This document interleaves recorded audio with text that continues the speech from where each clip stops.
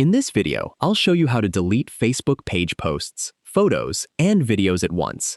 If you want to clean up your Facebook page, you can use Meta's content management tools to select and remove multiple items instead of deleting them one by one.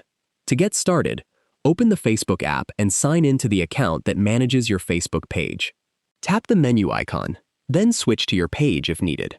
Open Professional Dashboard, Activity Log, or Meta Business Suite, depending on the tools available for your account. Go to the Content or Activity Log section, where you'll find your published posts, photos, and videos. If your account supports bulk management, tap Manage Content or Bulk Actions.